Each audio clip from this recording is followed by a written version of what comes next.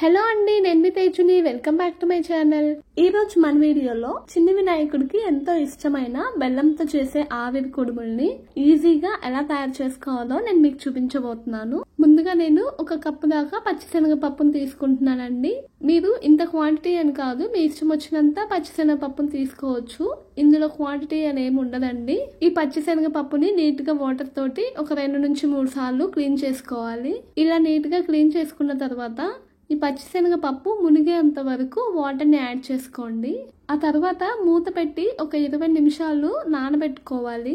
ఇప్పుడు నేను వేరే గిన్నెలోకి 1/2 కేజీ దాకా బియ్యపిండిని తీసుకుంటున్నాను. అంటే ఈ కప్పుతోటి 2 కప్పులు బియ్యపిండి అండి.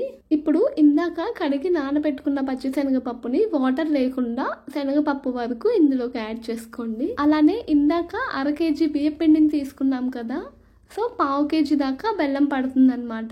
ఈ కప్పు తోటి 2 కప్పుల వరకు బెల్లాన్ని యాడ్ చేస్తున్నాను. ఇప్పుడు ఇందులోకి 1/2 టీ స్పూన్ దాకా ఇలాచి పౌడర్ ని కూడా యాడ్ చేసుకోండి.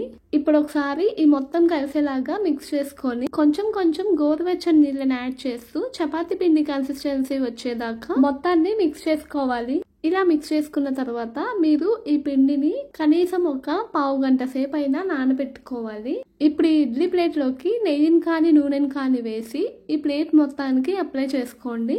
ఇలా అప్లై చేసుకున్న తర్వాత ఈ ప్లేట్స్ ని పక్కన పెట్టుకోండి. ఇప్పుడు మూత తీసి ఈ పిండిని మళ్ళీ ఒక 2-3 సార్లు ఇలా కలుపుకొని కొంచెం కొంచెం పిండిని తీసుకొని చిన్న చిన్న ఉండ్రాళ్ళ లాగైనా లేకపోతే అప్పాల్లాగైనా చేసుకోవచ్చండి. నేనైతే 3 రకాలు చేస్తున్నానండి. ఎందుకంటే దేవుడికి నైవేద్యంగా 3 లేదా 5 రకాలు పెడతారు కదా, అందుకనే 3 రకాలు చేస్తున్నానండి నేను. ఇలా తయారు చేసుకున్న తర్వాత ఇడ్లీ ప్లేట్లోకి అన్నిటినీ అరేంజ్ చేసుకోవాలి. అడుగునున్న ప్లేట్లోకి అప్పాలని అరేంజ్ చేసుకోండి. అలానే పైన పెట్టుకున్న ప్లేట్లోకి ఉండ్రాలని అరేంజ్ చేసుకోండి. ఇప్పుడు స్టవ్ మీద ఇడ్లీ పాత్రని పెట్టి అందులోకి ఒక 2 గ్లాసుల దాకా వాటర్ని యాడ్ చేసుకొని ఈ స్టాండ్ ని ఇందులోకి పెట్టి మూత పెట్టుకొని ఒక 10 నుంచి 15 నిమిషాల దాకా ఆవిరితోటి వీటిని ఉడకనివ్వండి. 15 నిమిషాలు అయిపోయిన తర్వాత మీరు మూతను తీసి చూస్తే ఈ బెల్లంతో చేసిన కుడుములన్నీ రెడీ అయిపోయినట్టే. ఈ కుడుములన్నింటినీ చల్లారిన తర్వాత చిన్న వినాయకుడికి నైవేద్యంగా పెట్టేయండి. ఈ వీడియో కనుక మీకు నచ్చినట్లయితే లైక్ చేసి షేర్ చేసి మరిన్ని ఇంట్రెస్టింగ్ వీడియోల కోసం నా ఛానల్ ని మీరు సబ్స్క్రైబ్ చేసుకోండి. Thank you for watching. Next వీడియోలో మళ్ళీ కలుద్దాం. Until then good bye.